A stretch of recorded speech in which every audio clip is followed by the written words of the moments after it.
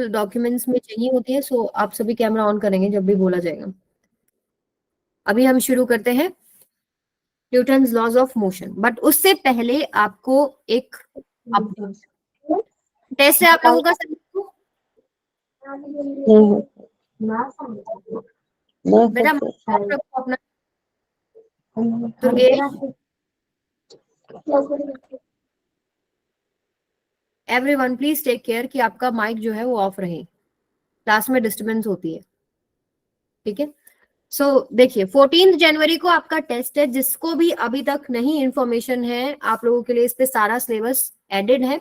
Physics में motion in a plane आ रहा है, उसमें आपके पास रिलेटिव वेलोसिटी से क्वेश्चन होंगे, प्रोजेक्टाइल मोशन से होंगे, and uniform circular motion and vector से आपको एक दो सवाल देखने को मिल सकते हैं, ठीक है। ज्यादातर आपके जो क्वेश्चंस रहेंगे प्रोजेक्टाइल और रिलेटिव पे, यूनिफॉर्म से आपको कुछ क्वेश्चंस और वेक्टर से एक दो क्वेश्चंस आपको मिलेंगे। सो वेटेज ज्यादा किसका है? रिलेटिव वेलोसिटी, प्रोजेक्टाइल मोशन का।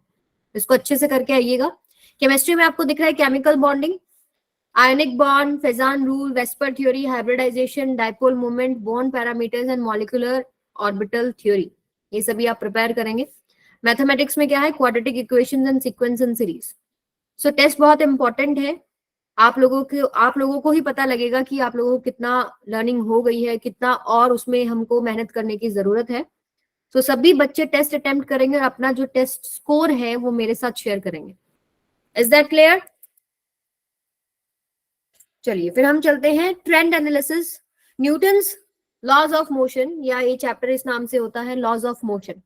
2019 से लेकर के 2023 तक का ये एनालिसिस है, जिसमें आप देख रहे हो जैसे यहाँ तक तो आपके पास टोटल आपके पास एक ही शिफ्ट होता था, बाद में शिफ्ट 1 शिफ्ट 2 होने लग गया है। तो हर एक शिफ्ट में 2 3 4 1 4 भी क्वेश्चन है, देखो 3 है 2 है, किसी किसी शिफ्ट में मे भी आपके पास एक आया हो। तो चैप्टर का वेटेज हाई है, ठीक है। ऑन एवरेज 2 क्वेश्चन तो आपके पास देखने को मिलेंगे। तो चैप्टर को अच्छे से प्रिपेयर करेंगे। इसमें सिलेबस क्या है वो डिस्कस कर लेते हैं। Force and inertia, Newton's laws of motion, momentum, first law, second law, third law, impulse, law of conservation of linear momentum and its application, equilibrium of concurrent forces. So आज हम try करेंगे first law, second law, और I will try my best कि third law तक मैं आज करा पाऊं। ओके, उसके बाद नेक्स्ट क्लास में रिमेनिंग टॉपिक्स आएंगे। इक्विलिब्रियम भी आज हम डिस्कस कर लेंगे। Equilibrium, first law, second law, and अगर टाइम बचता है तो हम थर्ड लॉ भी डिस्कस करेंगे, ठीक है। उसके बाद आपके पास फ्रिक्शन का पार्ट आता है, static, kinetic, laws of friction and rolling friction.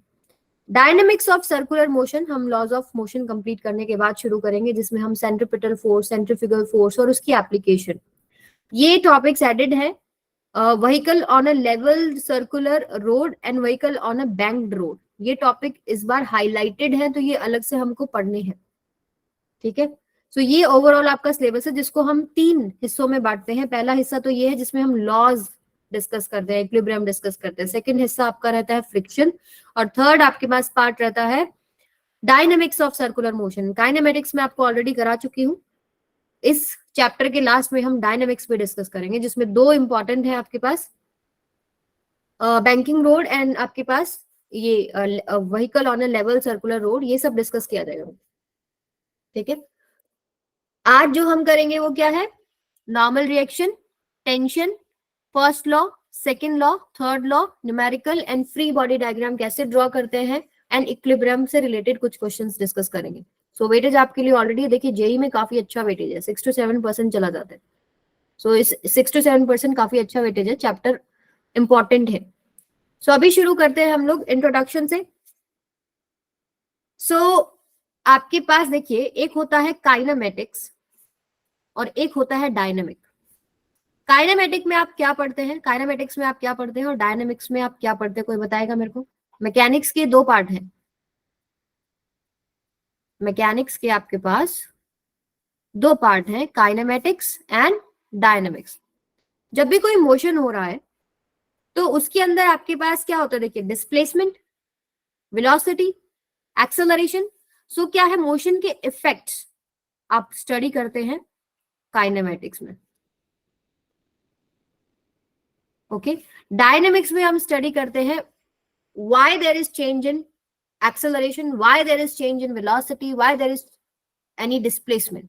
So why जो है मोशन का, ये डिस्कस होता है डायनेमिक्स में. डायनेमिक्स में वैसे आपके पास इफेक्ट्स जो वाई है दोनों ही डिस्कस होते हैं, बट मेजर फोकस रहता है वाई पे. सो एक एग्जांपल लेते हैं. मान लीजिए एक बॉडी है, इनिशियल वेलोसिटी u है, कोई फोर्स लगाया गया, ठीक है, ये स्टेट 1 है, और इस बॉडी का फाइनल वेलोसिटी हो जाता है v, ये आपके पास स्टेट 2 है. सो ये जो चेंज इन वेलोसिटी हो रहा है, व्हाट डू यू थिंक, क्या रीजन है? चेंज इन वेलोसिटी का रीजन क्या है? What is the reason of change in state of this body from position 1 to position 2? State में क्या क्या चेंज है? स्टेट में वेलोसिटी का चेंज है, क्योंकि यहां पर कोई फोर्स है. Force is the reason. ठीक है, रीजन क्या, वाई क्या है, आंसर क्या है, फोर्स. इस फोर्स को हमको डिटेल में पढ़ना है.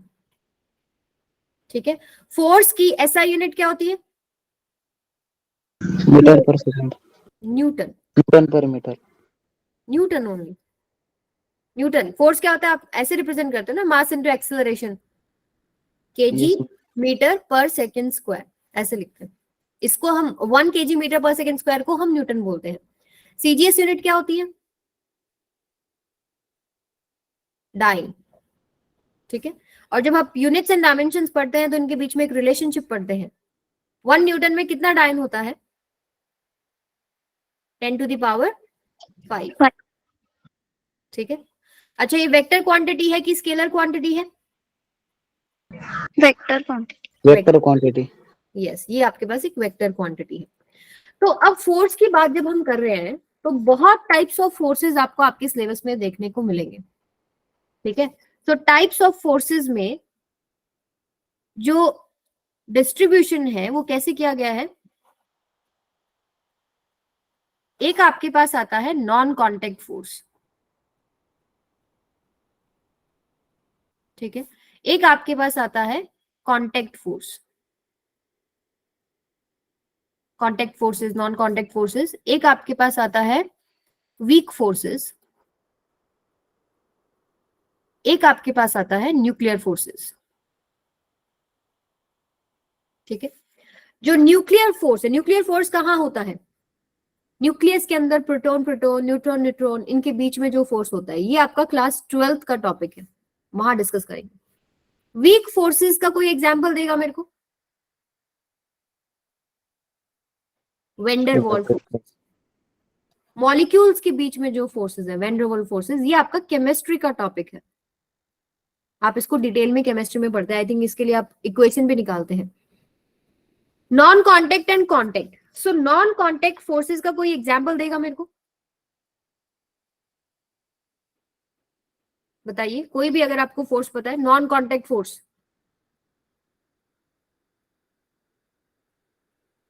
Gravitational force. Gravitational force. Yes, कोई कांटेक्ट नहीं है ना.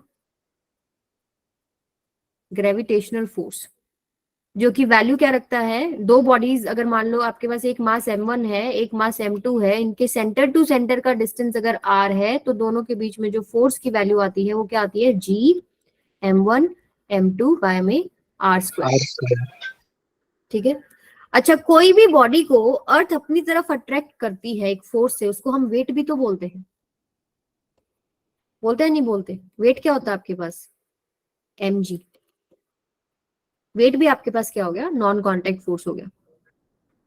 ठीक है, सपोज आपके पास ये अर्थ है और एक पर्सन है यहाँ पे, इसका मास m है, इसको अर्थ अपने सेंटर की तरफ एक फोर्स अट्रैक्ट करती है mg, और अगर इस अर्थ का सारा मास इधर सेंटर पे मान लो, कैपिटल M मान लो इसका अर्थ का मास है, तो इनके बीच में फोर्स जो है वो ये भी है. यानी दोनों फोर्स को आप इक्वेट भी कर सकते हैं.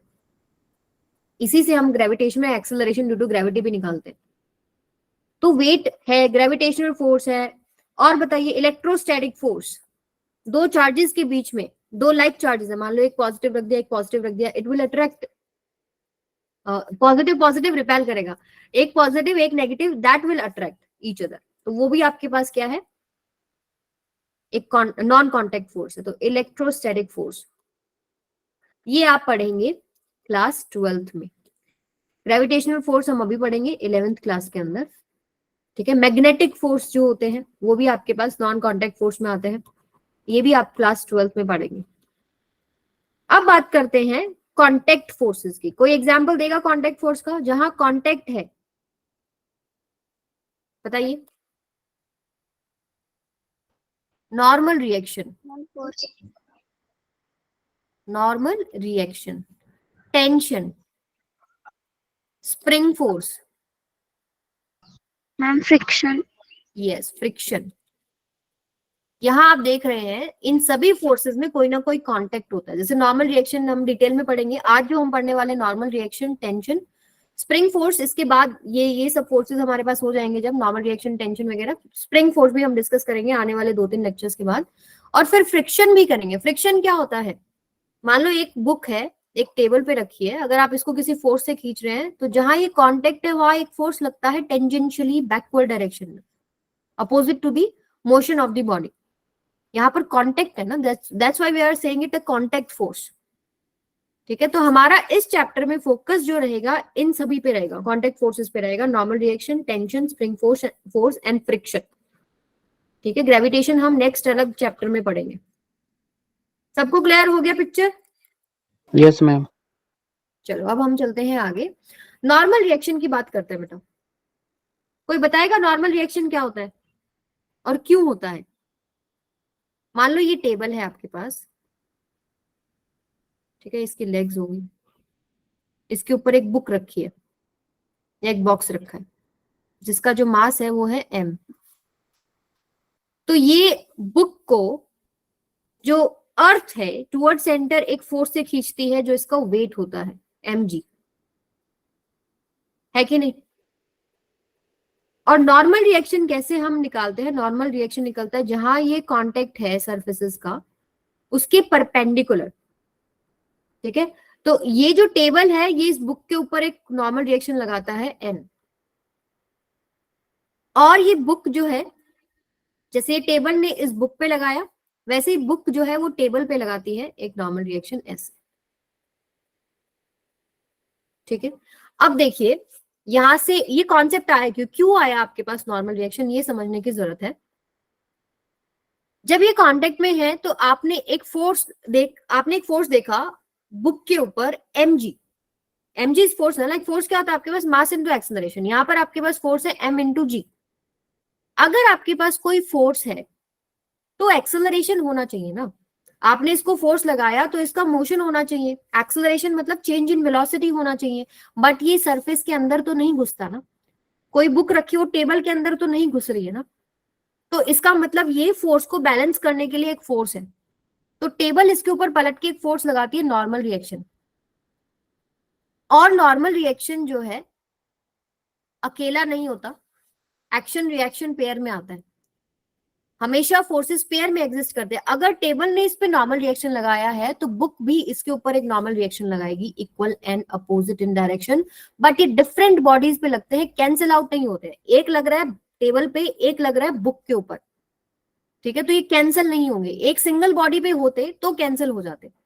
तो अगर आपसे कोई पूछे कि यहाँ पर एक्शन रिएक्शन पेयर कौन सा है, एन और mg एक्शन रिएक्शन पेयर नहीं है, एन एक्शन रिएक्शन पेयर है।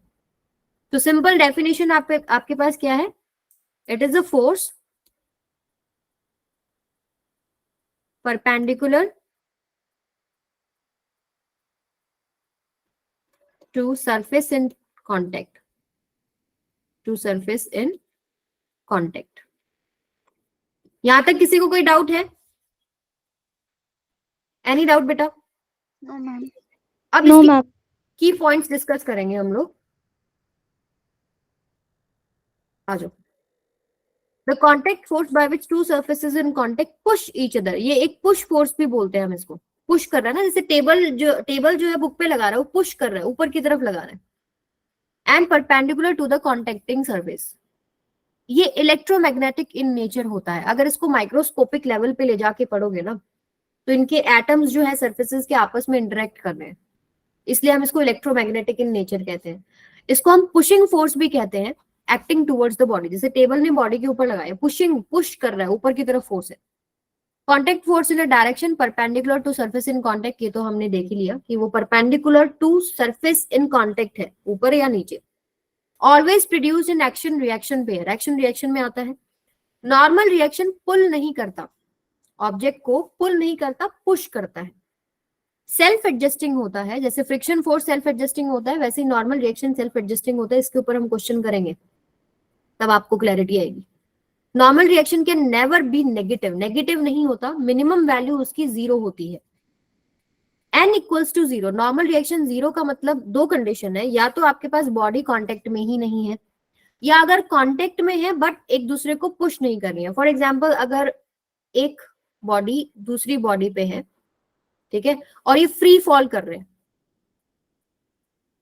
तो इस पर्टिकुलर केस में कांटेक्ट जरूर है बट क्या है, पुश नहीं है। तो ये नॉर्मल रिएक्शन 0 का होने का मतलब क्या, या तो कांटेक्ट है ही नहीं, और अगर कांटेक्ट है भी तो पुश नहीं है। कैरेक्टरिस्टिक सबको क्लियर है, इलेक्ट्रोमैग्नेटिक नेचर है, पुशिंग फोर्स है, एक्शन रिएक्शन होता है, डिफरेंट बॉडी पे लगता है, इक्वल एंड अपोजिट लगता है, सेल्फ एडजस्टिंग होता है, नेगेटिव नहीं होता है, एन की वैल्यू 0, दो कंडीशन में है, बॉडी या तो कांटेक्ट में ही नहीं है या कांटेक्ट में है तो पुशिंग नहीं है। ठीक है, अब आप कुछ नॉर्मल रिएक्शंस मेरे को ड्रॉ करके बताओ। मान लो आपको मैं एक बॉडी देती हूँ,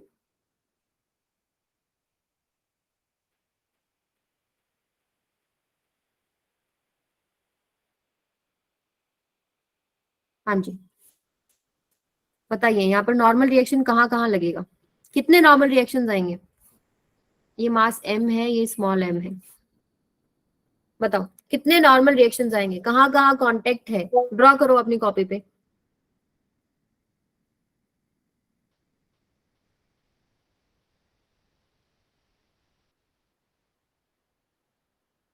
ड्रॉ कीजिए बेटा।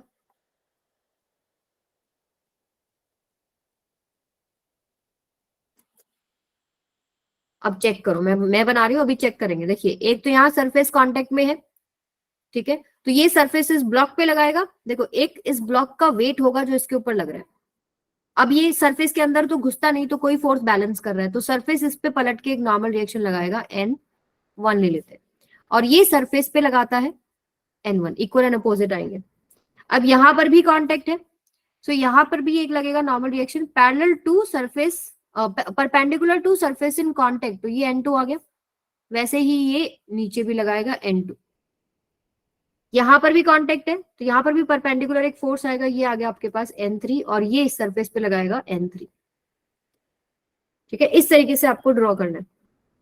ठीक है, अब जैसे मान लीजिए मैं दो ब्लॉक्स रख देती हूँ एक दूसरे के ऊपर, एक ब्लॉक ये हो गया और मान लो एक ब्लॉक आपके पास ये हो गया। अब यहाँ मुझे नॉर्मल रिएक्शन ड्रॉ करने हैं। ऊपर वाले का मास मान लो स्मॉल m है, नीचे का कैपिटल M है, तो जहां कांटेक्ट है, यहाँ कांटेक्ट है ना, तो यहाँ पर एक नॉर्मल रिएक्शन आएगा परपेंडिकुलर, इसको N1 ले लेते हैं, और एक इसके नीचे भी लगेगा N1। एक सरफेस इस ब्लॉक पे लगाएगा, एक ब्लॉक इस सरफेस पे लगाएगा। सिमिलरली यहाँ पर भी कांटेक्ट है, तो यहाँ पर भी आपके पास फोर्स आएगा एक अपर डायरेक्शन में, जो ये सरफेस अपर ब्लॉक पे लगा रहा है, इसको N2 ले रहे हैं हम लोग, और ये सरफेस लोअर ब्लॉक पे लगा रहा है। जैसे नीचे वाला ब्लॉक ऊपर वाले पे लगा रहा है N2, और ऊपर वाला ब्लॉक नीचे वाले पे लगा रहा है N2, ऐसे ऐसे ड्रॉ करना है। सो नॉर्मल रिएक्शन की सभी प्रॉपर्टीज आपको समझ में आ गई हैं? थम्स अप कर दो अगर क्लियर है तो। ओके, चलिए फिर हम आगे चलते हैं। एक इंपॉर्टेंट पॉइंट और देख लीजिए, अगर मान लीजिए स्फेरिकल बॉडी होती है ना, कई बार ये किसी न्यूमेरिकल में हो सकता है आपको कॉन्सेप्ट यूज करने को मिल जाए, और इसके ऊपर कोई मान लो अर्थ है, अर्थ के ऊपर कोई ब्लॉक रखा है, तो आपको पता है कांटेक्ट जहाँ है नॉर्मल रिएक्शन ऐसे आएगा, ये अर्थ इसके ऊपर ऐसे लगाएगी, तो ये हमेशा जो है सेंटर से पास करता है, ये सेंटर है। कहीं पर भी देख लो नॉर्मल रिएक्शन, अगर आप स्फेरिकल बॉडी पे देख रहे हैं तो it will pass from centre, इस तरीके से। यहाँ देख रहे हो नॉर्मल रिएक्शन जो अर्थ इसके ऊपर लगा रही है, वैसे ही अर्थ के ऊपर भी लगा रही है, they will pass through centre. अब हम आगे चलते हैं, टेंशन के ऊपर आते हैं। जिंदगी में बहुत टेंशन हो गई है जब से हमने जेई की तैयारी शुरू करी है ना, बट टेंशन नहीं लेने का। अ tension force in a physics is a force developed in a rope, string or cable when stretched under an applied force. जैसे फॉर एग्जाम्पल मैंने यहां से इसको ब्लॉक से बांधा, ठीक है, ब्लॉक है 5 kg का, तो इसके ऊपर एक अर्थ पुल लगाएगी टुवर्ड्स सेंटर 5g वेट, जो वेट जो है इस पे फोर्स लग रहा है, तो टेंशन फोर्स आ जाती है स्प्रिंग के अंदर। Tension is acted along the length of the rope cable in direction that is opposite to the force applied on it. जैसे ये जो वेट था ये डाउनवर्ड डायरेक्शन में था, तो टेंशन इसके अपोजिट आ रही है। Tension can also at times be refer to stress tensity and tautness, ऐसे भी बोल सकते हैं इसको। Tension force falls under the category of contact force, हमने स्टार्टिंग में ही बोल दी थी ये बात, as it can be exerted when there is a contact between a cable and an object of consideration। जहां अब जैसे ये ऑब्जेक्ट आपने लिया, यहाँ कॉन्टेक्ट था तभी इस पे आया ना। This type of force always pulls but never pushes, ये पुलिंग फोर्स होता है, नॉर्मल रिएक्शन पुशिंग फोर्स होता है। Reducing pulling reduces tension while increasing pulling increases tension, ठीक है। अब टेंशन की कुछ बातें जो आपको समझनी है, जैसे कि मान लो आपके पास एक ब्लॉक मैंने ये लगा दिया और एक ब्लॉक मैंने ये लगा दिया, नीचे वाले का मान लीजिए 10 kg है, ऊपर वाले का 5 kg है, दो स्ट्रिंग से बांधा हुआ है मैंने, तो इसमें टेंशन कैसे ड्रॉ करेंगे? एक तो फोर्स लग रहा होगा 10 kg पे, 10 इंटू में g, mg, ठीक है। एक लग रहा होगा 5 kg के ऊपर भी, जो आपके पास आएगा 5g। तो 10 kg के विद रिस्पेक्ट टू अगर आप टेंशन देख रहे हैं इस स्ट्रिंग के अंदर, तो टेंशन आएगी इस डायरेक्शन में, T1 ले लेते हैं। अगर 5 kg के विद रिस्पेक्ट टू आप देख रहे हो टेंशन, तो आपके पास एक इधर आएगी, T1 ही आएगी। जब तक स्ट्रिंग सेम है टेंशन सेम रहती है, स्ट्रिंग सेम टेंशन सेम,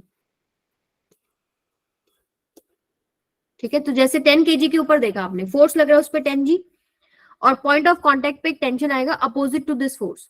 अगर 5 kg पे देखोगे आप, तो उसके ऊपर दो कॉन्टेक्ट्स है, एक यहां भी है और एक यहां भी है, तो इसके ऊपर जो फोर्स लग रहा है वो आपके पास क्या है 5g, इसके अपोजिट आएगा अपवर्ड डायरेक्शन में। जैसे यहां पर आप देखेंगे तो इधर आएगा अपोजिट इस डायरेक्शन में, ठीक है। तो यहां पर आएगा आपके पास T2। अब हमारा स्प्रिंग चेंज हो गया ना, तो स्प्रिंग चेंज होते ही टेंशन चेंज हो जाएगी। जब तक स्प्रिंग सेम है टेंशन सेम है, जिस ऑब्जेक्ट की बात करो उसके अपोजिट आपको दिखाना है। जैसे मान लो मैं 5 kg की जैसे 5 kg की बात कर रही हूँ, तो आपको इसके अपोजिट ऐसे दिखाना है। अगर जिस भी ऑब्जेक्ट के विद रिस्पेक्ट टू आपको देखना है उसके ऊपर बैठ जाओ, ठीक है। अगर मुझे नीचे वाले स्ट्रिंग पे देखना है तो नीचे आपको एक अम्ब्रेला ओपन करना है, अगर मुझे ऊपर देखना है तो ऊपर एक अम्ब्रेला ओपन करना है, अगर मान लो मुझे यहाँ देखना है तो यहाँ मुझे अम्ब्रेला ओपन करना है। तो जितने स्ट्रिंग्स हैं टेंशन उतनी हो जाएंगी। जैसे 3 स्ट्रिंग होते हैं तो 3 टेंशन आती है, 4 स्ट्रिंग होते हैं 4 टेंशन आती, ठीक है। और जिस ऑब्जेक्ट के विद रिस्पेक्ट टू देख रहे हो उनके अपोजिट्स आएंगे, ठीक है। जहां भी कॉन्टेक्ट है कॉन्टेक्ट के अपोजिट, ऐसे यहाँ कॉन्टेक्ट है इसके अपोजिट आएगा। अब आप एक ड्रॉ करके बताओ मेरे को, मैं आपको कुछ फिगर्स देती हूँ। मान लो ये आपके पास है एक ब्लॉक और इसको मैंने कांटेक्ट कर दिया यहाँ पे, ये 5 kg का ब्लॉक है। तो अब इसमें टेंशन कितनी होंगी, एक होंगी या दो होंगी? 5 kg का ब्लॉक है, बताओ एक टेंशन होगी दो टेंशन होगी? दो। सो अगर मैं इस ऑब्जेक्ट के विद रिस्पेक्ट टू इस स्ट्रिंग के अंदर देख रही हूँ तो टेंशन इधर होगी, इसको मान लेते हैं T1। अगर जहां ये कांटेक्ट ऊपर है इसके विद रिस्पेक्ट टू देखोगे तो इससे अवे जाते हुए आपको दिखाना है, तो ये आएगा इस डायरेक्शन में T1। जब तक स्ट्रिंग सेम है टेंशन सेम होगी। अगर मैं इसके अंदर देख रही हूं तो आपके पास इस जहां कांटेक्ट है यहां से अवे ये T2, क्योंकि स्ट्रिंग चेंज हो गया। अगर यहां देखोगे इसके अवे T2, और एक इसका वेट लग रहा होगा नीचे 5g। यहां तक क्लियर है सबको? Yes ma'am. मैम। मान लो सिंपली अगर मैंने टेबल पे ही चीजों को रखा होता, मान लो एक टेबल है यहाँ पे, ऐसे एक ब्लॉक बांध दिया, दूसरा ब्लॉक बांध दिया, और एक फोर्स से मैंने इसको खींच लिया, 10 न्यूटन से खींच लिया। तो अगर मैं टेंशन देख रही हूँ, एक स्ट्रिंग को मैंने खींचा, मैंने तो फोर्स से खींचा है F से, लेकिन यहां पर आपके पास टेंशन आएगी इस तरीके से, T opposite away from this object. अगर आप यहां के विद रिस्पेक्ट टू देखोगे तो टेंशन इधर आएगी, और स्ट्रिंग चेंज हो गया तो टेंशन का दूसरा नाम लेते हैं, मान लेते हैं टी डैश हो गया। और यहां पर देखेंगे तो इसके अवे आएगी टी डैश ही आएगी क्योंकि स्ट्रिंग सेम है। क्लियर सभी को? Yes, ma'am. Yes, ma'am. आ जाओ फिर नेक्स्ट पे। अब कुछ एक्स्ट्रा पॉइंट्स देखिए। जब तक कि स्ट्रिंग मासलेस होती है, टेंशन और स्ट्रिंग सेम होती है तो टेंशन सेम रहती है। If string is massless, tension in it is same everywhere. लेकिन अगर स्ट्रिंग में मास आ जाए तो सिचुएशन चेंज हो जाती है। जैसे आप ये देखेंगे, पहला जो केस है, स्ट्रिंग और पुली दोनों की दोनों मासलेस है, कोई फ्रिक्शन नहीं है पुली और स्ट्रिंग के बीच में। सो आप देख रहे हो थ्रेड पूरा एक ही चल रहा है, जैसे ये वाला थ्रेड पूरा इसके ऊपर एक ही चल रहा है। अगर पुली के विद रिस्पेक्ट टू टेंशन देखेंगे तो इधर आपके पास टी, इसके विद रिस्पेक्ट टू नीचे की तरफ देखेंगे टी, ब्लॉक के विद रिस्पेक्ट टू देखोगे इससे अवे टी, इस कैपिटल एम के विद रिस्पेक्ट टू देखोगे इससे अवे टी, पूरा टी सेम है। सेकंड केस क्या होता है, स्ट्रिंग अगर मासलेस है लेकिन पुली मासलेस नहीं है, फ्रिक्शनलेस नहीं है, तो अब उस केस में क्या होगा, दोनों की तरफ टेंशन चेंज हो जाएगा। जैसे यहाँ पर स्ट्रिंग सेम है, ठीक है, तो टेंशन आएगा T1 T1, पुली के विद रिस्पेक्ट टू देखेंगे अवे T1, ब्लॉक के with respect to away T1, लेकिन ये खुद यहाँ पर फ्रिक्शन क्रिएट कर रही है तो अब ये स्ट्रिंग के अंदर टेंशन बदल जाएगा। और थर्ड केस होता है जब स्ट्रिंग एंड पुली मासलेस नहीं है, प्लस आपके पास पुली जो है फ्रिक्शन क्रिएट कर रही है।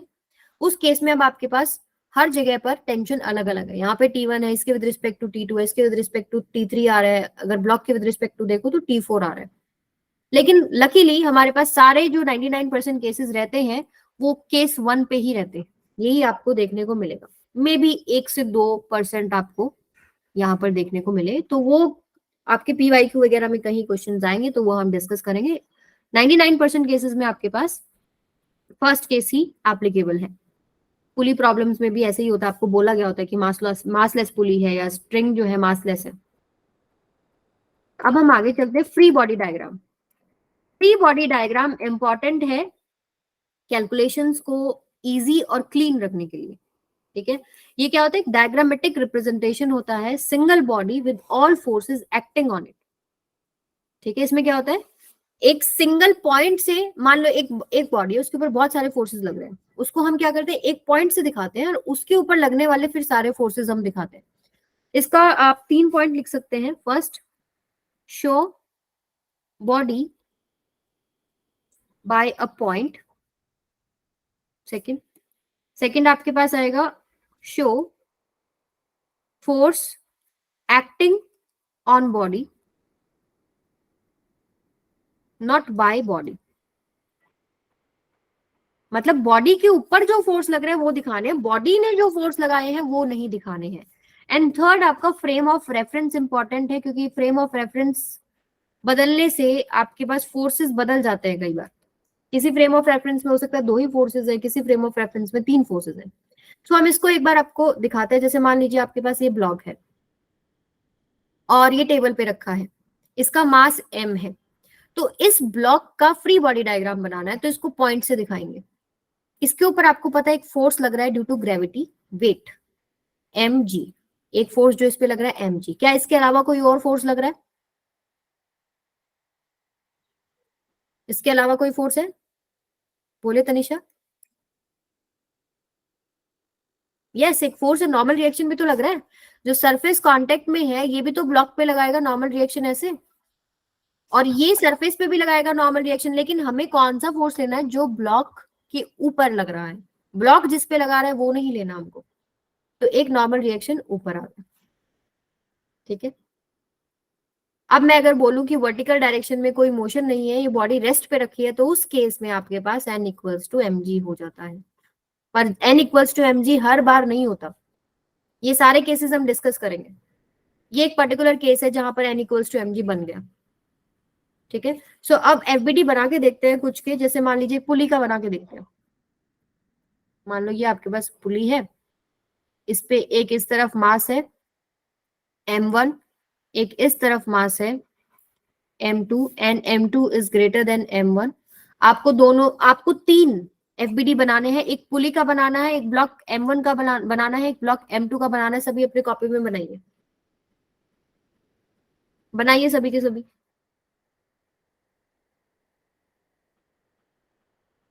कौन कौन से फोर्सेस लग रहे हैं? टेंशन भी आएगी यहाँ पर, वेट आएगा,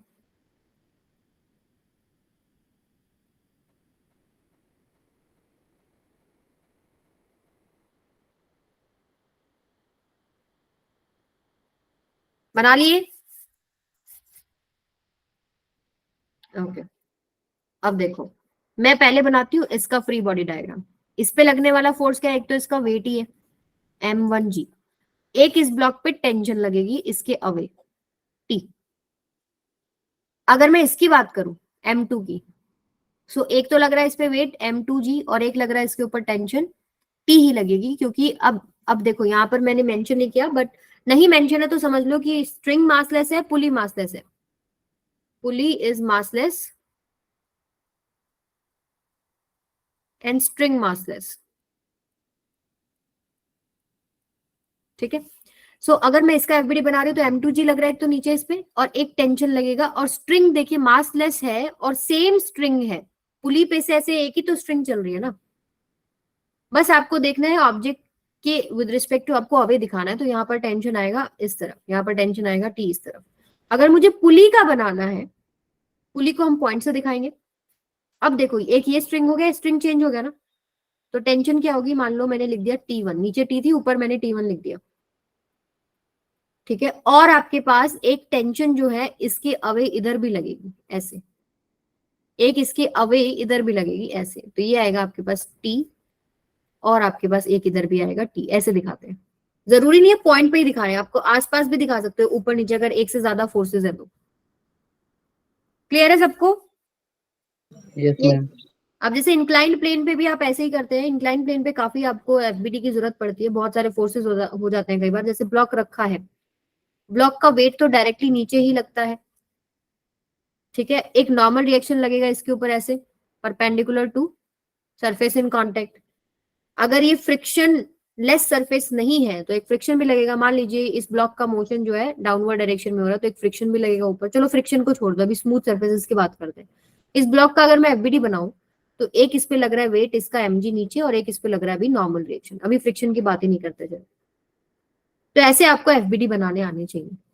अब इसके हम कुछ क्वेश्चंस भी करेंगे, बट उससे पहले एक बार न्यूटन्स फर्स्ट लॉ फटाफट डिस्कस कर लेते हैं।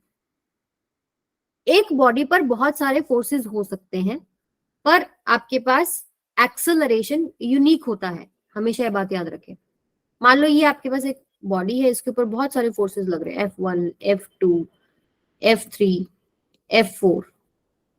ठीक है, सो फोर्स आपको पता है कि वेक्टर क्वांटिटी होता है, तो इस पे नेट फोर्स जो लग रहा है वो क्या होगा आपके पास? F1 plus F2 plus F3, vector addition करते हैं, and if F net force equals to 0 आता है, F नेट किसके बराबर होगा? जो भी इसका मास नेट है इनटू में एक्सेलरेशन। अगर नेट फोर्स 0 तो मास तो 0 नहीं हो सकता, यानी कि नेट एक्सेलरेशन क्या है? 0। एक्सेलरेशन 0 है, एक्सेलरेशन 0 यानी F नेट 0, ये आपके पास इक्विलिब्रियम कंडीशन होती है, सारे फोर्सेस बैलेंस हैं। ठीक है, इस केस में आपके पास समेशन Fx भी 0 होता है, समेशन Fy भी 0 होता है, समेशन Fz भी 0 होगा, तभी आपके पास नेट फोर्स 0 बन रहा है।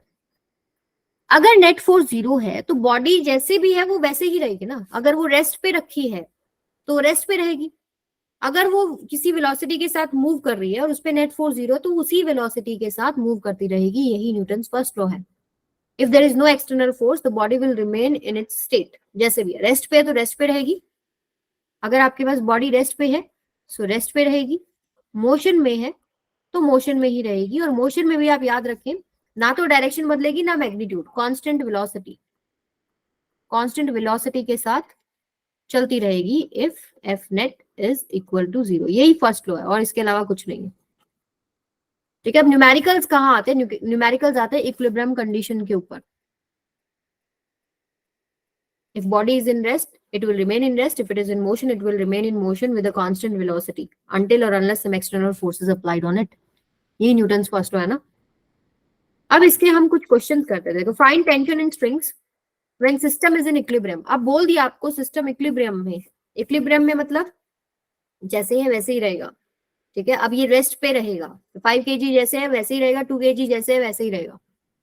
निकाल के बताइए टेंशन कितनी आएगी और कितनी आएंगी, सॉल्व कीजिए जरा।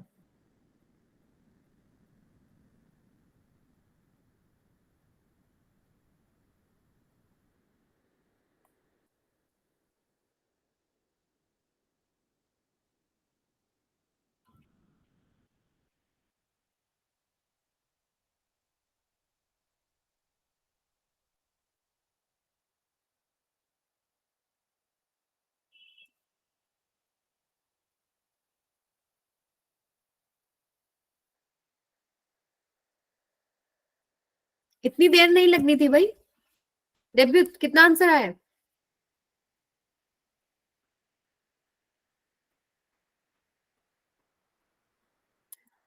पहले तो ड्रॉ करो, फ्री बॉडी डायग्राम ड्रॉ करो। जैसे 5 kg का ड्रॉ करेंगे, नीचे कितना लगेगा इस पे वेट 5g, टेंशन क्या लगेगी ऊपर, इसमें टी मान लेते हैं, T1 मान लेते हैं। चलो इसके, क्योंकि 2 स्ट्रिंग है ना तो 2 टेंशन आएंगी, तो ये वाली स्ट्रिंग में T1 मान लेते हैं। ठीक है, and it is in equilibrium. इसकी इस 5 kg पे क्या कोई और भी फोर्स लग रहा है? 2 ही है, एक उसका वेट है, एक टेंशन है, यानी T1 किसके बराबर हो गया?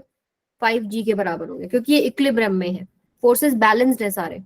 अगर फोर्स बैलेंस नहीं होगा तो कुछ ना कुछ एक्सेलरेशन होता। ठीक है, अब अगर 2 kg का एफबीडी बनाएंगे तो 2 kg पे देखो, एक तो टेंशन लगेगी अपवर्ड डायरेक्शन में, इसको T2 कर देते हैं। ठीक है, क्योंकि स्ट्रिंग चेंज हो गया, टेंशन चेंज हो जाएगी ना। और एक लग रहा होगा नीचे, इसका वेट 2g। इसके अलावा कोई फोर्स लग रहा है क्या? No ma'am. सोच लो, जहां कांटेक्ट है वहां एक टेंशन भी तो आएगी, ये वाले स्ट्रिंग की भी तो टेंशन आएगी। अगर यहाँ आप T1 बोल रहे हो तो इसके विद रिस्पेक्ट टू भी T1 आएगा, तो नीचे आपके पास T1 भी आएगा। ये गलती करते हैं। और एफबीडी में हम क्या करते हैं, उसके ऊपर लगने वाले फोर्सेस ड्रॉ करने हैं हमको। अब उसपे हमको 5g वाला वेट नहीं दिखाना, हमको सिर्फ 2 kg पे लगने वाले फोर्सेस देखने हैं। तो यहाँ पर आपके पास ये इक्विलिब्रियम में है, यानी T2 should be equal to T1 plus में 2g। ठीक है, यानी T1 आपके पास देखो क्या है, 5 इंटू जी की वैल्यू 10 लेते हैं, 50 प्लस में 20 दैट इज इक्वल टू 70, और ये आपके पास क्या हो जाएगा 50। ऐसे आपको टेंशन निकालनी है। क्लियर है सभी को? Yes, ma'am. चलो नेक्स्ट पे आ जाओ, फिर ये सॉल्व करो। Find tension in both string, and आपको बोला गया है that system is in equilibrium. Solve कीजिए जरा। ऊपर वाला स्ट्रिंग को T1 मान लो, नीचे वाले को T2 मान लो, और मुझे बताओ टेंशन 1 कितना आएगा, टेंशन 2 कितना आएगा।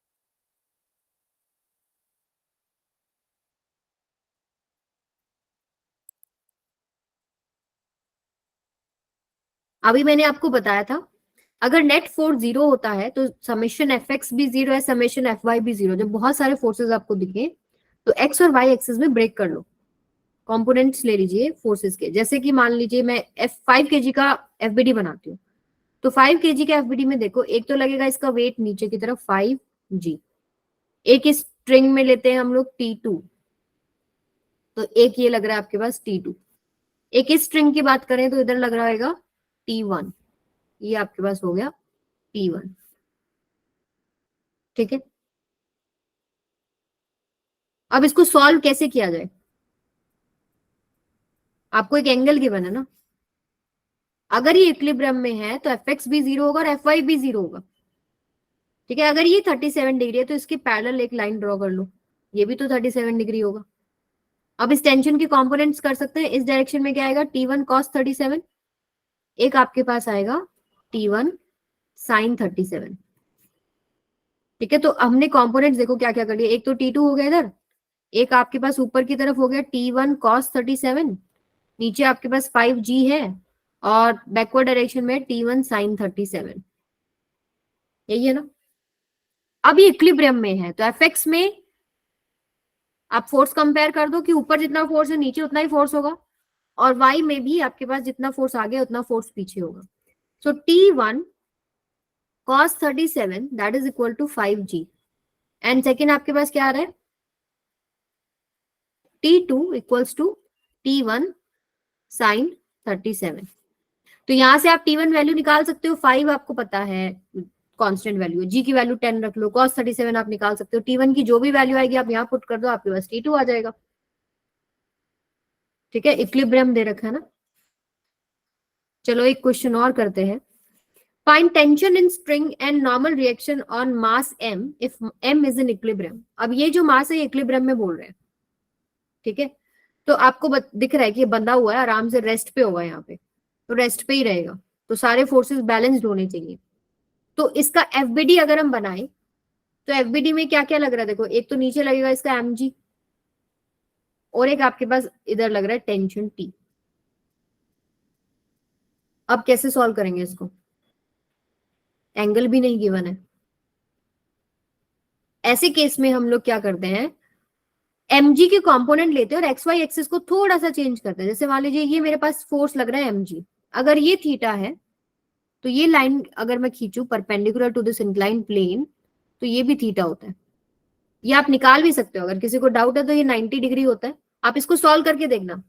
और तरीका याद करने का क्या है, दो लाइंस के बीच में जो एंगल होता है उनके परपेंडिकुलर्स के बीच में भी वही एंगल होता है. जैसे mg जो है, mg परपेंडिकुलर है बेस लाइन के, और जो ये मैंने ड्रॉ करी है ये परपेंडिकुलर है इंक्लाइन प्लेन के, तो जो इनके बीच में एंगल है वही उनके बीच में एंगल बनेगा. ठीक है, तो आप mg के कंपोनेंट लेंगे, इधर आएगा mg cos थीटा और एक डाउनवर्ड डायरेक्शन में आएगा mg sin थीटा, और एक नॉर्मल रिएक्शन लग रहा होगा perpendicular to the surface in contact. Mass के ऊपर देखो कौन कौन से, अब देखो एक्स वाई एक्सिस में जरूरी थोड़ी ऐसे ही लूं एक्स वाई, मैं एक्स वाई को ये ले लेती हूँ, ये मेरे पास एक्स एक्सिस है और ये मेरे पास वाई एक्सिस है. सो इसके अंदर अगर आप देखेंगे तो आपके पास एक आ रहा है mg cos थीटा, ऊपर आ रहा है आपके पास नॉर्मल रिएक्शन, इधर आ रहा है आपके पास टेंशन T, और नीचे एक कंपोनेंट बन रहा है mg sin theta, and it is in equilibrium. So tension किसके बराबर होगी, mg sin theta, and normal reaction किसके बराबर हो गया, mg cos थीटा. क्लियर है सभी को. इंक्लाइन प्लेन पे ऐसे ही हमको mg को ब्रेक करना पड़ेगा हजारों बार. ठीक है, तो ये आपको कंपोनेंट करना आना चाहिए. नेक्स्ट पे चलते हैं. ये अब आप सॉल्व करके मुझे बताएंगे, आपके पास 2 मिनट है. Find normal reaction between two blocks and normal reaction between surface and mass m. यानी एक तो आपको यहां निकालना है, इसको मान लो n1, और एक आपको यहां निकालना है, एक इसको मान लीजिए n2. एफबीडी बनाओ, सॉल्व करके बताओ कितना आंसर आएगा, n1 कितना होगा और n2 कितना होगा.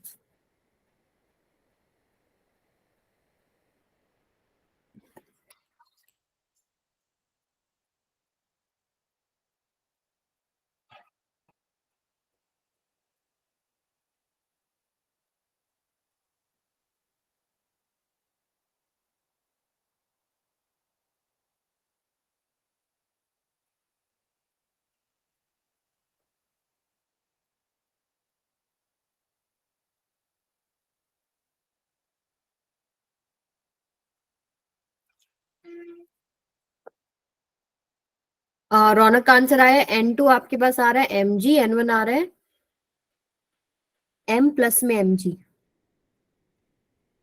या small m plus capital M into g. Answer ठीक लग रहे हैं. एक बार फर्स्ट वाला चेक कर लेते हैं. देखो सरफेस जहां कांटेक्ट में है यहां नॉर्मल रिएक्शन लगेगा, एक तो नीचे वाले ब्लॉक पे लगाएगा ये n2, और एक ये ब्लॉक ऊपर लगा रहा होगा n2.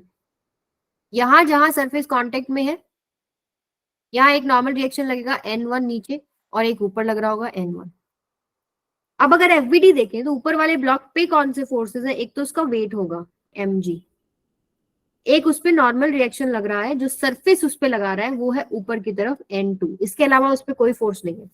यानी अब अगर ये इक्विलिब्रियम में है तो n2 इक्वल्स टू क्या है, mg के बराबर है. नीचे वाले ब्लॉक का अगर एफबीडी बनाए तो उस पे लग रहा है एक वेट कैपिटल mg, एक जो नीचे वाला सरफेस उस पे नॉर्मल रिएक्शन लगा रहा है n1, और एक आपके पास आ रहा है n2 ऊपर से भी. क्योंकि एफबीडी में उस पे लगने वाले फोर्सेस बताने ना। तो नीचे फोर्सेस है N2 प्लस में mg, that is equal to N1। सही लिखा है। ऊपर वाले ब्लॉक पे क्या है, N2 लगेगा, mg नीचे लगा। नीचे वाले ब्लॉक पे कौन से फोर्सेस लग रहे हैं आपके पास, एक लग रहा है कैपिटल mg, एक लग रहा है आपके पास नॉर्मल रिएक्शन। नॉर्मल रिएक्शन लगेगा आपके पास, ये सरफेस पे लगाएगा और सरफेस इस पे लगाएगा, तो N1 आपके पास ऊपर आ गया। और ऊपर वाला ब्लॉक इस पे एक नॉर्मल रिएक्शन लगा रहा है N2, तो N2 प्लस में mg is equal to N1। So N1 किसके बराबर हो गया, स्मॉल mg प्लस में कैपिटल mg। तो ये तो मैंने आपको खोल के दिखा दिया। अगर सिंपली आपको नीचे वाले सरफेस पे पूछा है ना, तो सिस्टम मान के भी कर सकते हो आप। जैसे स्मॉल एम और कैपिटल एम को एक सिस्टम मान के आप बोल सकते हो कि भाई ये है small m plus capital M mass, जो कि रखा है इस सरफेस के ऊपर। तो यहाँ पर एक ही नॉर्मल रिएक्शन आएगा, जो सरफेस इस पे लगाएगा एन और ये सरफेस पे लगाएगा एन, बट हमें चाहिए जो इसके ऊपर फोर्सेस लग रहे हैं। तो आपके पास आएगा m प्लस में कैपिटल M इंटू में g, और इस पे ऊपर लग रहा है n, तो n equals to m plus m into g. तो सेम फॉर्मूला आ रहा है, बट हाँ यहाँ अगर आपको निकालना है तो फिर आपको ब्रेक करके सॉल्व करना आना चाहिए, क्योंकि आपके सवाल आ सकते हैं 3 से 4 ब्लॉक्स एक दूसरे के ऊपर रखे हों और फिर आपको नॉर्मल रिएक्शंस वगैरह निकालने पड़ जाए। ठीक है, अब हम चलते हैं आगे। Newton second law of motion. क्या होता है न्यूटन सेकंड लॉ, यही इंपॉर्टेंट है। अभी तक तो हमने बेसिक सीखा है जो आपके लॉज ऑफ मोशन में यूज होने वाला है। अभी सेकंड लॉ से आपके न्यूमेरिकल्स बढ़िया बनने शुरू हो जाते हैं। Newton second law of motion क्या होता है, Change in momentum with respect to time. Yes, rate of change of momentum. Hello yes, ma'am, एक बार आप अनाउंसमेंट कर देंगे ग्रुप फोटो के लिए? हाँ जी सर, एक सेकेंड। हाँ जी बेटा, सभी कैमरा ऑन करेंगे एक बार प्लीज। मैम अपना स्क्रीन जो शेयर ना वो हटा दीजिएगा, ताकि बच्चों के सभी के फेस आ जाए स्क्रीन पे। अच्छा बच्चे बताइए, कितने बच्चे ऐसे जो हमारा नाम जानते हैं, बताइए पहले। कितने बच्चों को पता है? नहीं पता? ठीक है, कुछ सर बच्चों से को तो पता, बात होती है आप लोगों की। यानी कि जिन बच्चों को कॉल जाता है उनको पता है कि हमारा नाम क्या है। ठीक है, अच्छा आपको ना संडे टेस्ट है, सभी को पता है ना? प्लीज आप ना माइक और कैमरा ऑन कर सकते हैं सभी बच्चे। आपसे कुछ छोटी छोटी चीजें पूछी जाएंगी। आप ये बताइएगा, आप सभी के सामने स्क्रीन शेयर हो गई ना अभी हमारी?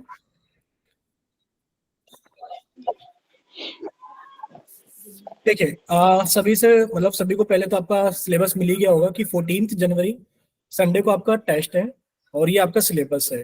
अच्छा, किसी बच्चे को सिलेबस में तो कोई इश्यू नहीं है किसी तरह का? ना सर। ठीक है, अगर आपको कोई डाउट है ना, अभी सैटरडे आपके पास में है, मतलब आज फ्राइडे हो गया, सैटरडे आपके पास में, अगर आपको कोई डाउट है तो आप हमें व्हाट्सअप भी कर सकते हैं, और आप चाहें तो क्लासेस मतलब कल सैटरडे में जो क्लास होगी उसके अंदर अपने डाउट्स क्लियर भी कर सकते हैं। जैसा भी आप सभी को सही लगे आप वैसे अपनी क्लास को अपने अकॉर्डिंग चलवा सकते हैं कल सैटरडे में। नेक्स्ट, ये आप सभी को ग्रुप पे एक पोस्टर मिला होगा, बताइए सभी को मिला है पोस्टर? Yes, sir. तो कल आपकी क्लास 5:45 से 6:45 होगी। उसके बाद आपको एक लिंक फिर से दे दिया जाएगा। वैसे तो ग्रुप में सभी के पास में एक लिंक गया है गूगल मीट का, बट कल आपको फिर से क्लास के बाद एक गूगल मीट का लिंक जाएगा, जिसके अंदर आप सभी को इस सेशन ज्वाइन करना है। ये सेशन हमने श्रेया मैम की तरफ से रखा हुआ है, जो IIT बॉम्बे से है, और मैम इसके अंदर आपको सारी चीजें शेयर करेंगे कि आप मैम की जर्नी क्या रही है, और आप मैम की जर्नी से क्या चीज सीख सकते हैं, और मैम आपको सारी चीजें बताएंगे कि किस तरीके से आप अपना टाइम टेबल प्लान कीजिए, और जो भी टिप्स और ट्रिक्स आपको चाहिए होंगे आप पूछ सकते हैं अपने तरीके से श्रेया मैम के साथ में। और हम लोग प्लान कर रहे हैं कि मैम के सेशंस, और हम एक सर भी लेकर आएंगे, आदित्य नाम है सर का, और 1-2 सर और हैं हमारे साथ में जो अभी अटैच हुए हैं। सेशन हम लोग रखा करेंगे सैटरडे और संडे, वीकली प्लान कर रहे हैं अभी आप सभी के लिए। वीक में 1 या 2 सेशन जरूर रखेंगे, तो ये सेशन आप सभी को जरूर अटेंड करना है। ये काउंसलिंग सेशन है, बाकी हो सकता है कि मैम आपको मैथ्स भी कंटिन्यू करें वीक में 1 या 2 दिन। ठीक है, नेक्स्ट, आपको जब आप अपना टेस्ट देंगे 14 को, तो आपको ये 2-3 चीजें करनी है, क्योंकि कुछ बच्चों का ऐसा हुआ है कि बच्चों ने टेस्ट दिया है बट उनकी टेस्ट के अंदर क्या हो गया ना, अब्सेंट मार्क हो गई है। 17 दिसंबर को काफी बच्चों ने टेस्ट दिया होगा, और हो सकता है उनमें से कुछ बच्चे ऐसे भी हैं 2-3 जिनके अंदर उनकी अब्सेंट मार्क हो गई है, और हम उनका रिकॉर्ड नहीं निकाल पा रहे हैं। तो बच्चे, आप जब अपना टेस्ट देंगे 14 को, तो आप सभी को ना अपना स्क्रीनशॉट रखना है अपने पास, और हमें व्हाट्सअप जरूर करना है। ताकि किसी बच्चे के साथ अगर ऐसा होता है ना कि अगर आपका मोबाइल का एक भी डिजिट गलत हुआ तो आपकी एब्सेंट मार्क हो जाती है। 10 डिजिट में से अगर एक भी डिजिट गलत हुआ तो शायद आपकी एब्सेंट मार्क हो जाती है। तो आप अपना स्क्रीनशॉट हमें जरूर व्हाट्सएप करेंगे ताकि हम सब बच्चों का जो स्कोर कार्ड है या फिर जितने बच्चे का रिजल्ट हमारे पास में बनकर आया हम एक बार मैच जरूर कर लें। दूसरा, जब आप संडे को टेस्ट देंगे तो आप अपने पेरेंट्स से, मदर या फादर से या छोटे बड़े भाई बहन से अपना फोटो जरूर क्लिक कराएंगे कि आप कहाँ बैठकर टेस्ट दे रहे थे। ऐसा तो नहीं था कि आपके पास में सॉल्यूशन की सारी चीजें रखी हैं, आप 2-3 बुक्स लेकर बैठे हो, फिजिक्स की 2-3 बुक लेकर बैठे हो, केमिस्ट्री और मैथ की। तो ये भी आप एक बार फोटो हमें जरूर शेयर करेंगे कि आप किस जगह बैठ करके अपना टेस्ट दे रहे थे जब आप टेस्ट दे रहे थे। ठीक है, ये तो रही टेस्ट की बात। और अब आते हैं अपने ग्रुप फोटो के लिए। ठीक है, अब सभी बच्चे अपना ग्रुप फोटो के लिए एक बार जल्दी से कैमरा ऑन कर लीजिए।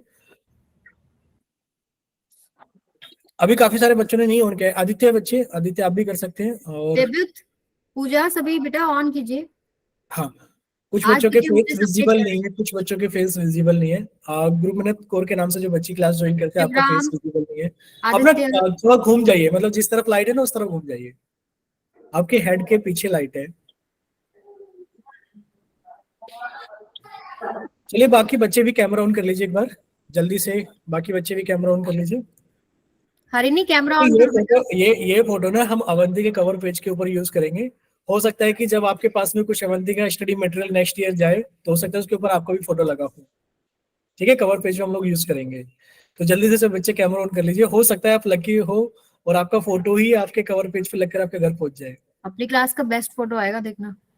ठीक है, जल्दी से सभी बच्चे कैमरा ऑन कर लीजिए। ठीक है, गुरुमनत बच्चे आप भी कर लीजिए एक बार। हम एक और स्क्रीनशॉट ले लेते हैं। शिवराम ऑन करो बेटा। एक गुरमंत, दो बच्चे और ऑन कर लो ताकि ज्यादा से ज्यादा बच्चों का कैमरा, मतलब ज्यादा से ज्यादा बच्चे आ जाए ग्रुप फोटो के अंदर। ठीक है, अब भी ठीक है। चलिए ठीक है मैम, थैंक यू। अभी आप कंटिन्यू कर लीजिए क्लास। Thank you ma'am. आज दिखे मुझे सबके चेहरे। आ जाओ अपने टॉपिक पे। Rate of change of momentum directly proportional to force applied, यही होता है ना। Rate of change of momentum को कैसे लिखते हो आप? डेल्टा पी बाय में delta T, that is equal to F applied. अच्छा, चेंज इन मोमेंटम को आप कैसे लिखते हो? मोमेंटम क्या होता है आपके पास? Mass into velocity. यानी कि पहले वेलोसिटी अगर यू थी किसी ऑब्जेक्ट की और उसका मास m है, उस पर कुछ फोर्स लगा, बाद में उसकी वेलोसिटी v हो गई है, तो चेंज इन मोमेंटम क्या हो जाएगा आपके पास? एम वी माइनस में एम यू डिवाइडेड बाय में T, that is equal to F total. Delta T मान लिया हमने, सॉल्व होके T2 माइनस T1 टी आ गया। अब यहाँ से मास कॉमन ले लिया, v माइनस यू बाय में T, that is equal to F. अब देखो v minus U by T क्या होता है आपके पास? एक्सेलरेशन, m इंटू में a is equal to F. लेकिन याद रखें, ये जो फॉर्मूला कभी भी आपसे कोई पूछे कि न्यूटन सेकंड लॉ क्या है, वो ये नहीं होता, F इक्वल्स टू एम में नहीं होता। न्यूटन सेकंड लॉ ये होता है rate of change of momentum directly proportional to force applied, क्योंकि ये आपका स्पेशल केस है जिसमें आपने जो मास है वो कांस्टेंट ले रखा है, but her bar mass constant हो कोई जरूरी नहीं है। तो उस केस में आपके पास जो एग्जैक्ट हमेशा 100% वैलिड जो फॉर्मूला रहता है वो ये रहता है, rate of change of momentum that is equal to F applied. F equals to M special case है जब मास आपके पास कांस्टेंट होता है। अब इसका मतलब क्या है ये समझो। अगर मान लीजिए आपके पास मास कांस्टेंट नहीं होता तो आपके पास जो इक्वेशन करेक्ट रहती है वो डिफरेंशियल फॉर्म रहती है। देखो, अगर मान लो स्मॉल चेंज हुआ है मोमेंटम में इन स्मॉल टाइम, तो F को आप क्या लिख सकते हो? dp by dt। और P क्या होता है आपके पास? मास इनटू में वेलोसिटी। तो mass as it is velocity का differentiation plus velocity as it is mass का डिफरेंशिएशन, ये होती है differential form of Newton second law. अगर मास कांस्टेंट नहीं है तो, अगर मास कांस्टेंट है तो कोई दिक्कत नहीं है, dm बाई dt आपके पास क्या हो जाएगा? जीरो हो जाएगा। और m इंटू में dv बाई dt क्या होता है? एक्सेलरेशन। ये आपके पास स्पेशल फॉर्मूला बन जाता है। तो लेकिन डिफरेंशियल फॉर्म आपको पता होनी चाहिए। ये आपके पास यूज होती है जब आप रॉकेट्स वगैरह पढ़ते हैं, m इंटू में dv बाई dt प्लस में v इंटू में dm बाई dt। अब रॉकेट का केस क्या होता है, ये एग्जाम्पल देखो। मान लो आपके पास रॉकेट है, ठीक है, और रॉकेट जब लॉन्च होता है तो आपको पता है उसमें पीछे बहुत गैसेस निकलती हैं, आती है ना, फ्यूल बर्न होता है इसमें। अब देखो, रॉकेट का मास प्लस फ्यूल का मास होता है। फ्यूल कोई ऐसे नहीं है कि थोड़ा बहुत फ्यूल होता है, इसमें थाउजेंड्स ऑफ लीटर्स में फ्यूल होता है। अब इतना सारा जब फ्यूल बर्न होता है तो यहाँ पर न्यूटन थर्ड लॉ भी लगता है कि ये गैसेस जो है नीचे फोर्स लगाती है, पलट के एक फोर्स रॉकेट को मिलता है जिसकी वजह से ये अपवर्ड डायरेक्शन में मूव करता है। अब जब ये मूव कर रहा है तो कॉन्टिन्यूअसली बर्निंग ऑफ फ्यूल है, तो मास कॉन्टिन्यूअसली चेंज होता है। तो यहाँ पर अगर हम देखेंगे तो फोर्स अप्लाइड जो है, जो इसको ऊपर लेके जा रहा है, that is rate of change of momentum हम लगाएंगे। Directly force equals to mass into acceleration नहीं लगा सकते हैं, क्योंकि मास यहाँ पर कॉन्स्टेंटली चेंज हो रहा है, यहाँ पर मास कॉमन आएगा ही नहीं।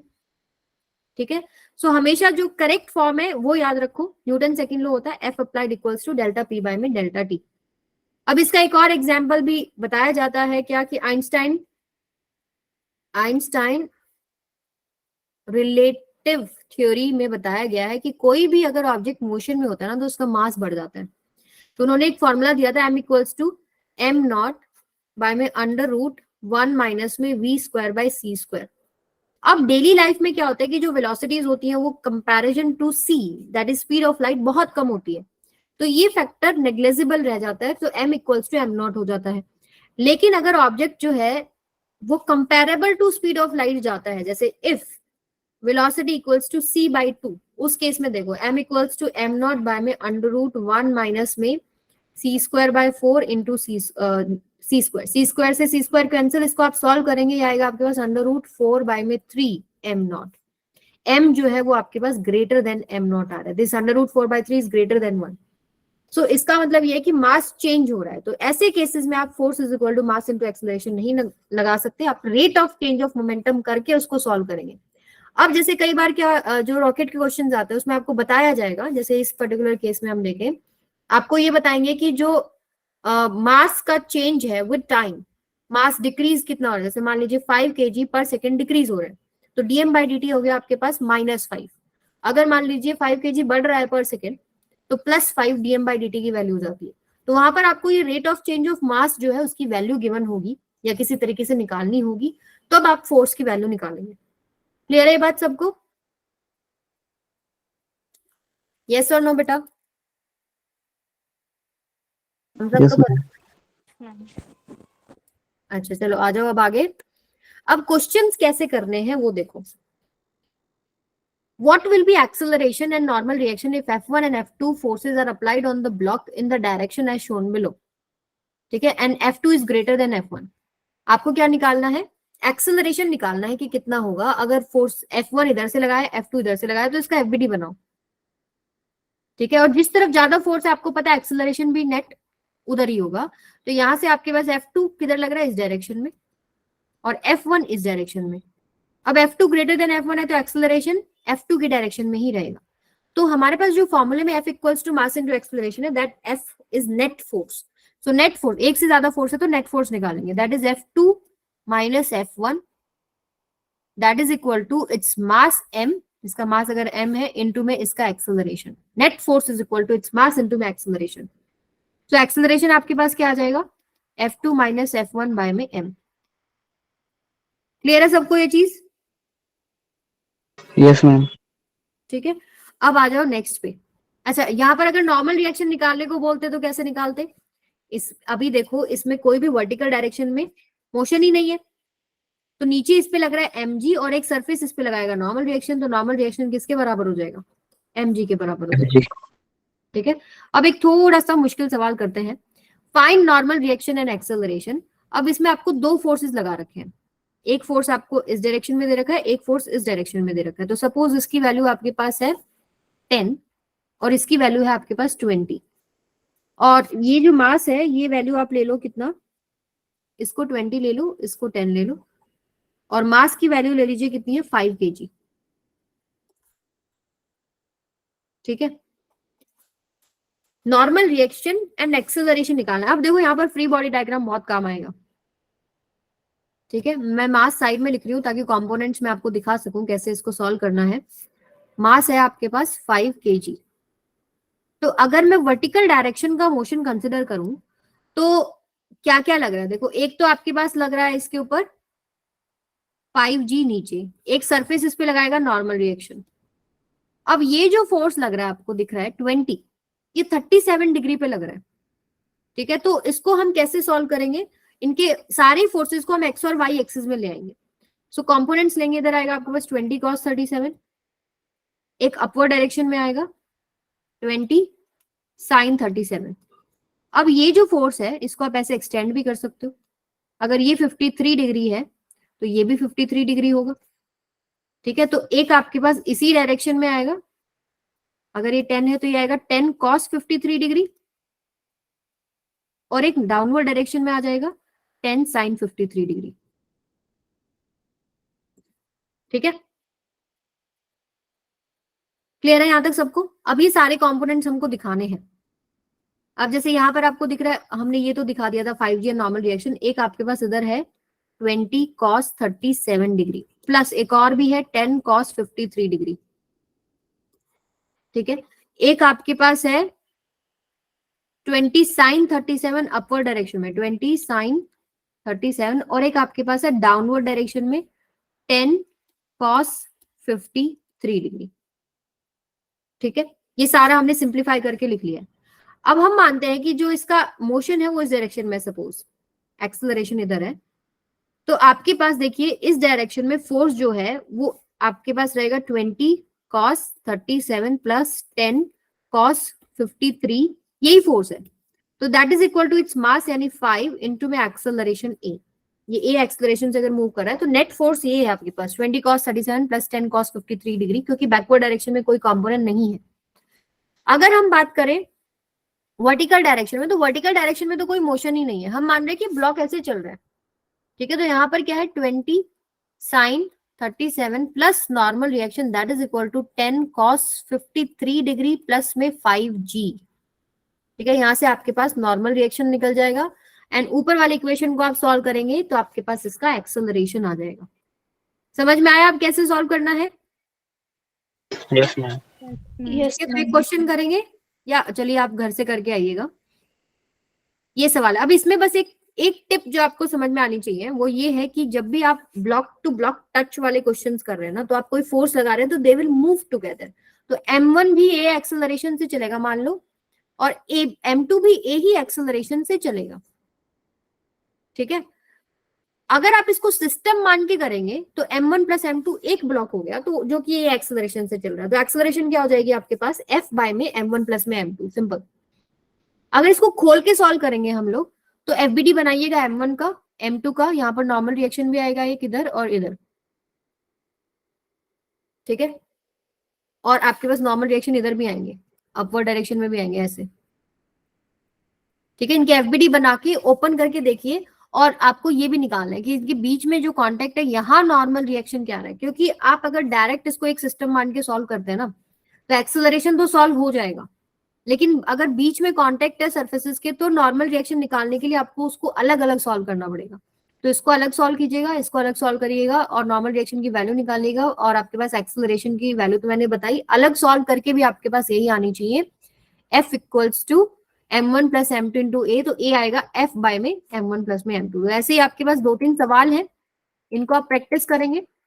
थर्ड लॉ हम फिर नेक्स्ट क्लास में डिस्कस करते हैं, ठीक है।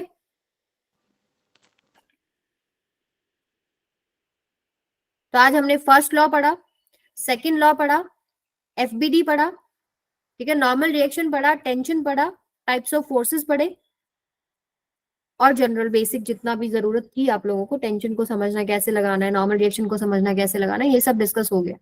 सो नेक्स्ट क्लास में न्यूमेरिकल्स होंगे सेकंड लॉ के, थर्ड लॉ डिस्कस होगा, कंजर्वेशन ऑफ मोमेंटम डिस्कस होगा, इम्पल्स डिस्कस होगा, ठीक है। और जितने भी आपके PYQs वगैरह जरूरी मुझे लगेंगे वो हम डिस्कस करेंगे।